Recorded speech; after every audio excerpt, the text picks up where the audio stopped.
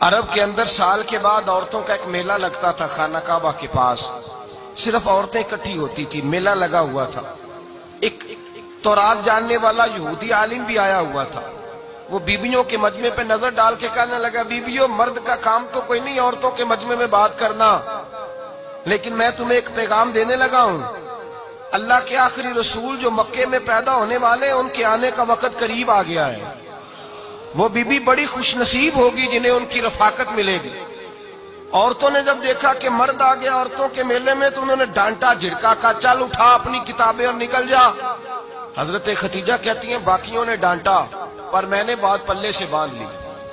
میں نے پلے سے باندھ لی اور میں انتظار کرنے لگی کہ اللہ کرے وہ نصیب میرے ہی ہو, اللہ کرے مقدر میرا ہی کھلے. آپ فرماتی میں تسبیح پڑھتی, درود پڑھتی. میں اس زمانے میں جو اللہ کا ذکر جس طرح ہوتا تھا وہ میں شروع کرتی, اور جب فارغ ہوتی تو میں التجا کرتی کہ اللہ میرے نصیبے کھول دے. کہتی ہیں آہستہ آہستہ آہستہ آہستہ میں حضور کی تعریف سننے لگی. آہستہ آہستہ تعریف سننے لگی. نبی پاک صادق ہیں, امین ہیں, سچے ہیں, دیانتدار ہیں. اس برے اور میلے معاشرے میں بھی وہ سب سے اعلیٰ بھی ہیں اور سب سے اجلے بھی ہیں, وہ سب سے پاکیزہ ہیں. میں سننے لگی تعارف. آہستہ آہستہ میں ان کی گرویدہ ہونے لگی. ادھر نبی پاک صلی اللہ علیہ وسلم اپنے چچا جناب ابو طالب کے پاس رہتے تھے. قحط آ گیا, حالات بگڑ گئے. حضور سید عالم صلی اللہ تعالی علیہ وسلم سے چچا کہنے لگے, بیٹے اگر مال تجارت لے کے شام جاؤ تو بڑا نفع کماؤ گے, ہمیں ضرورت بھی ہے, اور اگر ہو سکے تو ختیجہ کا مال لے کے جاؤ. نبی پاک نے کہا چچا میں نہیں کہوں گا کسی سے جا کے, میں نہیں کہتا کسی سے جا کے, جو میرے نصیب میں ہوگا میرا رب خود عطا فرمائے گا, میں نہیں کہوں گا. مصطفیٰ نے تو نہیں کہا. حضرت خدیجہ رضی اللہ تعالیٰ عنہ کہتی ہے میں نے خود اپنی خادمہ کو بھیجا. میں نے کہا جا کے پوچھو تو صحیح کہ میرا مال قبول ہوتا بھی ہے کہ نہیں, پوچھو. نبی پاک صلی اللہ علیہ وسلم سے پوچھا. حضرت خدیجہ کی خواہش ہے کہ آپ مال لے کے جائیں. حضور نے قبول کر لیا. جناب خدیجہ الکبریٰ رضی اللہ تعالیٰ عنہ کے غلام تھے, میسرہ ان کا نام تھا. جناب خدیجہ نے ان کو ساتھ بھیجا. فرمایا تین باتیں ارشاد فرمائی. ایک تو فرمایا سارا رستہ غور سے دیکھنا میرے نبی کے ساتھ کیا معاملات درپیش ہوتے ہیں. ابھی اعلان نبوت نہیں کیا. فرمایا ذرا غور کرنا, میرے مصطفیٰ کا مطالعہ کرنا اور مجھے واپس آ کے سبق سنانا. وہ جو تم نے چہرہ بددعا کی تلاوت کی ہو ذرا مجھے واپس آ کے سنانا. جنہاں نے دل بر جانی ڈٹھا ہو اکھیاں ہی تک لیاں, تو ملے ہوں تے ساجن ملیا ہوں ناساں لگ پئیاں. ذرا جا کے نا تلاوت کرنا اور مجھے دکھ. اور دوسرا فرمایا تم میرے غلام ہو تو مصطفیٰ کے بھی غلام بن کے رہنا. میں سنتی ہوں کہ کردار کے, افکار کے, نظریات کے, عظمت کے بلند و بالا, وہ جیسے کہیں ویسے کرنا. اور تیسری حضرت خدیجہ نے نصیحت فرمائی. فرمایا محمد ابن عبداللہ صلی اللہ علیہ وسلم کی رائے سے اختلاف نہ کرنا. یہ چلتے ہوئے معاہدہ کیا, جو وہ کہہ دے سو کر جانا. غلام کہتے ہیں میں ساتھ گیا, باتیں میں نے سن لی, لیکن جب سفر شروع ہوا نا ابھی چند منزلیں طے ہوئی تھی. میں نے کہا خدیجہ آپ نے کیا نصیحت کرنی تھی, ان کے ساتھ جو رہے گا وہ ان کا غلام ہی بن جائے گا. ان کے ساتھ جو رہے گا تو اجے میرا محبوب نہیں ڈٹھا جن ویکھ کے چن شرماوے, جے رکھے ہاتھ پھلاں وچ ہاتھ نال پھلا رل جاوے, ادھی راتی چن چڑھ جاندے جدوں جلوہ فرماوے. مایا جو بھی ساتھ رہتا غلام ہو جاتا. میسرہ کہتے میں گیا, تجارت شروع ہوئی. کہتے ہیں نبی پاک صلی اللہ علیہ وسلم جب منڈی میں پہنچے تو لوگ قسمیں اٹھا اٹھا کے مال بیچ رہے تھے. اللہ کے محبوب جب گئے نا تجارت کرنے تو ایک آدمی کہنے لگا چلو معاذ اللہ بتوں کے نام تھے لات و منات, کہنے لگا لات کی, عزا کی, منات کی قسم اٹھاؤ. تو نبی پاک فرمانے لگے ان کی قسم اٹھاؤں جن کا میں نام لینا بھی پسند نہیں کرتا. ابھی اعلان نبوت نہیں کیا. اور فرمایا ویسے بھی میں قسم دے کے مال نہیں بیچتا, خریدنا ہے تو خریدو, نہیں خریدنا تو نہ خریدو. کہتے ہیں لوگ قسمیں اٹھا اٹھا کے پیچھے جاتے تھے, پر میرے نبی جس سے رخ پھیرتے تھے وہ نبی پاک کے پیچھے ہو جاتا تھا. ماتے کئی گنا زیادہ نفع کمایا. ہم رستے میں تھے, حضور ایک درخت کے نیچے آرام کرنے لگے.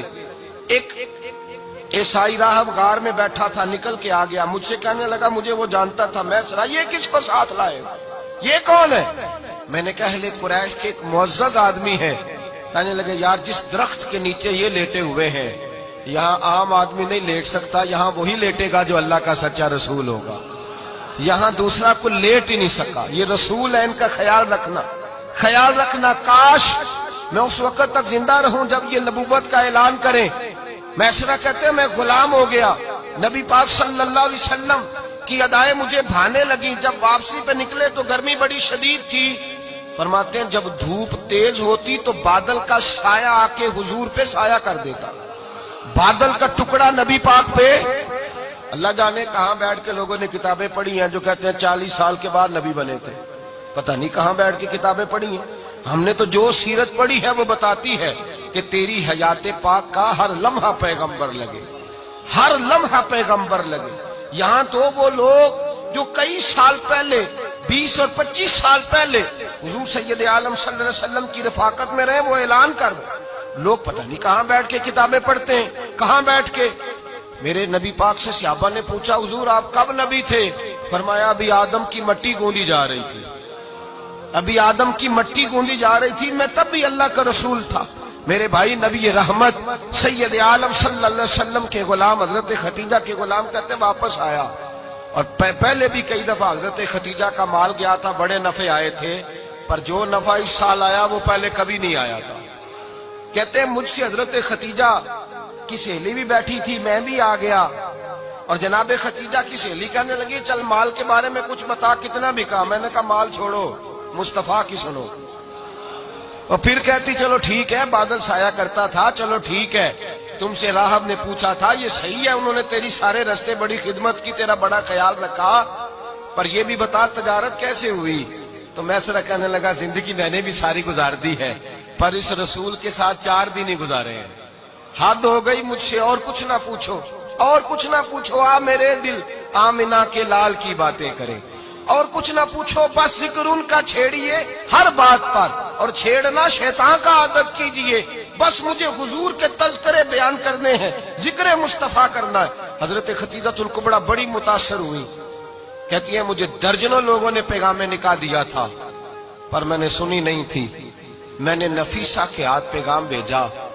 میں نے کہا میری عمر 40 سال ہے، ان کی 25 سال ہے، اور میرا احوال اور طرح کا ہے. وہ شہنشاہ ہے، جا کے پوچھو تو صحیح، بھلا میں قبول ہوتی ہوں؟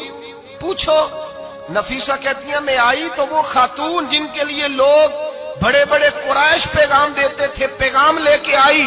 تو رسول پاک نے عجیب رنگ بیان کیا اپنی سیرت کا. جب میں پہنچی میں نے کہا ختیجہ نکاح کرنا چاہتی ہیں؟ نفیسہ کہتی ہے میرا خیال تھا کہ کوئی اور ہوتا تو کرسی سے اٹھ کھڑا ہوگا، فوراً کہے گا اچھا جلدی کرو بات کرو. جب میں نے آ کے کہا نا حضور ختیجہ نکاح کرنا چاہتی ہے، تو نبی پاک نے میری طرف دیکھا، فرمایا وہ کہتی ہے کہ تم کہتی ہو؟ کہا وہ کہتی ہیں. تو حضور نے فرمایا ٹھہر جاؤ، میں اپنے چچا سے پوچھ کے بتاؤں گا، میں مشورہ کروں گا، میں پوچھ کے بتاؤں گا. آج بچوں کو کچھ سبق بڑے یاد ہیں. کہتے ہیں پسند کی شادی کرنا حضرت صاحب ناجائز ہے؟ پسند کی شادی کرنا کوئی ناجائز ہے؟ اور میں نے کہا بھائی صرف ایک ہی جائز چیز رہ گئی اور کوئی شے جائز نہیں. یہ ایک ہی جائز چیز ہے جس کا فتویٰ سارے نوجوان پوچھتے پھرتے ہیں، سارے رانجے بنے پھرتے ہیں، مجنوں بنے پھرتے ہیں، سارے مئی وال ہو گئے. اللہ پاک کو ہدایت کی توفیق عطا فرمائے. سارے اس بری لت کا شکار ہو گئے. او بھائی نبی پاک سوائے خدا کے کسی کے پابند نہیں، لیکن میرے مصطفیٰ نے اپنی امت کو یہ درس دیا ہے کہ جو بڑوں کے شفقت کے سائے میں چلتا ہے اللہ اس کی مدد فرمایا کرتا ہے.